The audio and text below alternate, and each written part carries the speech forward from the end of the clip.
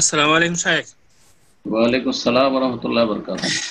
জি বলেন। আমার প্রশ্ন হলো দুইটি। একটি হলো যে মহিলাদের মাসিক হওয়ার পরে ভালো হয়ে গেছে, এরপর একটা তার সার্জারি হয়েছে, সার্জারি হওয়ার কারণে সার্জারি হয়েছে তার জরায়ুতে, এখনো আস্তে আস্তে অল্প অল্প ব্লিডিং হয়, এই কারণে কি নামাজ পড়তে পারবে না কোরআন শরীফ পড়তে পারবে না? তো নামাজ কোরআন শরীফ পড়তে পারবে পারবে কিনা?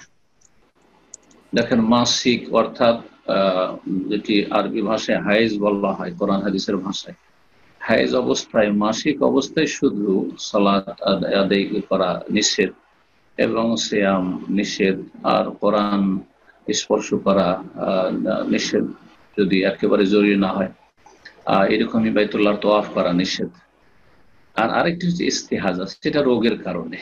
এখন সার্জারি হয়েছে সেই জন্য যে রক্ত আসছে জরায়ু থেকে, সেটা মাসিক হাইজ নয়, সেটা হচ্ছে ইস্তেহাজার অন্তর্ভুক্ত। সেটা একটা রোগের কারণে, ব্যাধির কারণে। শুধু ইস্তেহাজা অবস্থায় সলাত আদি করতে হবে প্রতি অক্টে উজু করে।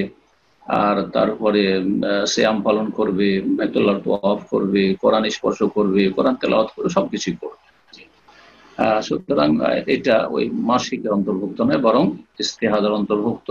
আর ইস্তেহাজা অবস্থায় সবকিছু করতে পারবে ইনশাআল্লাহ। জি।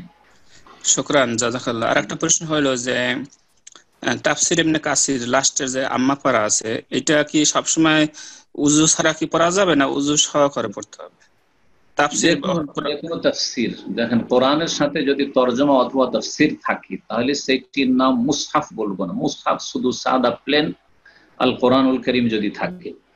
তো মুসহাফের ক্ষেত্রে আলামাদের ফতোয়া, অধিকাংশ আলামাদের ফতোয়া যে বিনা উজুতে স্পর্শ করা যাবে না। যদি আর একটি ভিন্ন মত আছে যে বিনা উজুতে স্পর্শ করা যাবে, বড় নাপাকিতে স্পর্শ করা যাবে না।